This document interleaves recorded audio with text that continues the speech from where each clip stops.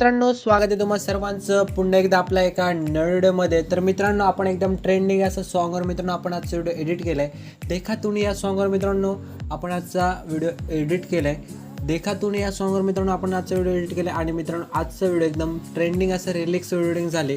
तर मित्रांनो आजचा व्हिडिओ तुम्हाला एडिट करण्यासाठी जो काय ॲप्लिकेशन आणि जे काय मटेरियल वगैरे लागेल तर मटेरियल तुम्हाला डिस्क्रिप्शन बॉक्समध्ये भेटून जाईल. बिटमार्क शेकीफिट वगैरे आहे आणि फोटो वगैरे तुम्हाला टेलिग्राम चॅनल आपले भेटून जातील. आणि मित्रांनो जो CapCut ॲप्लिकेशन जर तुमच्याकडे असेल तर त्याला पहिल्यांदा ओपन करून घ्या आणि जर नसेल तर तुम्हाला टेलिग्राम चॅनल आपण दिलं आहे प्रोव्हाइड केलं आहे, तिथे तुम्ही डाउनलोड करून घेऊ शकता. आणि मित्रांनो त्यानंतर तुम्हाला तुमचं अलाइड मोशन ओपन करून घ्यायचं आहे. अशा प्रकारे बघू शकता. यानंतर अलाइड मोशन आपण मित्रांनो ओपन केल्यानंतर तुम्हाला काय करायचं, अलाइड मोशनमध्ये लागणारं प्रीसेट तुम्हाला आपल्या डिस्क्रिप्शन बॉक्समध्ये जायचं आहे. डिस्क्रिप्शन बॉक्समध्ये जे काही लिंक्स आहेत त्या लिंकवर क्लिक करून आपल्याला डायरेक्ट आपल्या अलाइड मोशनमध्ये आपले जे काही प्रीसेट आहेत ते इनपुट करून घ्यायचे आहेत. आणि त्यानंतर मित्रांनो काय करायचं, तुम्हाला तर बघू शकता खाली प्लस आहे, प्लसच्या साईडला मित्रांनो प्रोजेक्टचा ऑप्शन आहे, यावर क्लिक करायचं आहे. आणि मित्रांनो जो रिलिक्सचा एक प्रोजेक्ट म्हणून आपण बिटमार्क म्हणून दिला आहे तो ओपन करून घ्यायचा आहे. यामध्ये तुम्हाला रिलिक्स वगैरे मी ऑलरेडी अशा प्रकारे बघू शकता तयार करून दिलं आहे. तर मित्रांनो तुम्हाला काय करायचं आहे, फक्त आता काय करायचं तर बघू शकता स्टार्टिंग लेवल मित्रांनो खाली एक प्लस दिलं आहे, प्लसवर करायचं आहे, मीडियाच्या ऑप्शनमध्ये यायचं आहे आणि तुम्हाला तुमचा आवडता एक फोटो असणार आहे तो घेऊन टाकायचा आहे. समजा हा माझा आवडता फोटो आहे तर मी हा घेतला. त्यानंतर मूव अँड ट्रान्सफर यायचं आहे, या दुसऱ्या नंबरच्या रोटरेटच्या ऑप्शन यायचं आहे मित्रांनो आणि रोटरेट करून याला -90 अंश करून टाकायचं बघू शकता अशा प्रकारे. आणि हा जो फोटो आहे याला नीट ॲडजस्ट करून अशा प्रकारे इथे ठेवायचं आहे. अशा प्रकारे ठेवल्यानंतर हा जो पहिला जो बीट आहे तिथपर्यंत यायचं आहे आणि हा दुसऱ्या नंबरचे ऑप्शन क्लिक करून वाढून घ्यायचं आहे आणि याला लॉंग प्रेस करून सर्व लेअरच्या खाली घेऊन टाकायचं मित्रांनो बघू शकता अशा प्रकारे. या सर्व लेअरच्या खाली घेतल्यानंतर फक्त आपला जो एक हा जो बघू शकता हा लेअर आहे बॅकग्राऊंडचा त्याच्यावरती ठेवायचं आहे. यानंतर मित्रांनो तुम्हाला काय करायचं आहे तर पुढे येऊन पुन्हा प्लस करायचं आहे, मीडियाच्या ऑप्शनमध्ये यायचं आहे. आवडता तुमचा जो फोटो असेल मित्रांनो तर तुम्हाला काय करायचं आहे तर घेऊन टाकायचं आहे. समजा हा माझा आवडता फोटो आहे, हा पुन्हा एकदा मी ॲड केला, मूव अँड ट्रान्सफर गेलो, रोटरेटचे ऑप्शन जाऊन -90 अंश करून घेतलं आणि नंतर इकडे बघू शकता याला नीट ॲडजस्ट अशा प्रकारे करून घेतलं.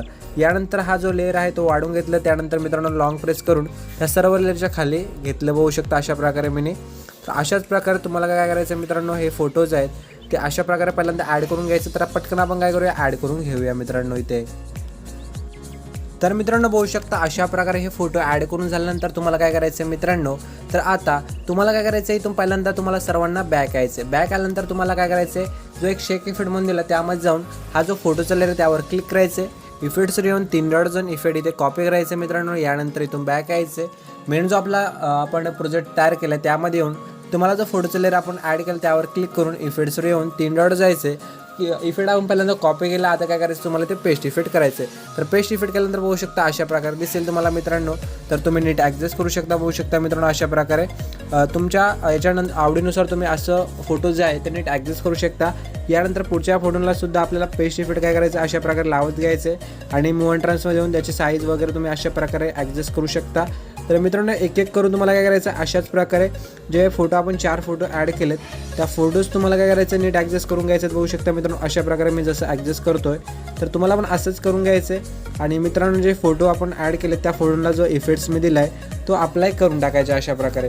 यानंतर मित्रांनो बघू शकता फोटोला इफेक्ट्स अप्लाय करून झाल्यानंतर आता उरलं तुम्हाला मित्रांनो स्टार्टिंग लिहून इथे खाली प्लस दिलं आहे, इथे प्लसवर एकदा क्लिक करायचं, मूव अँड ट्रान्सफरमध्ये नाही यायचं.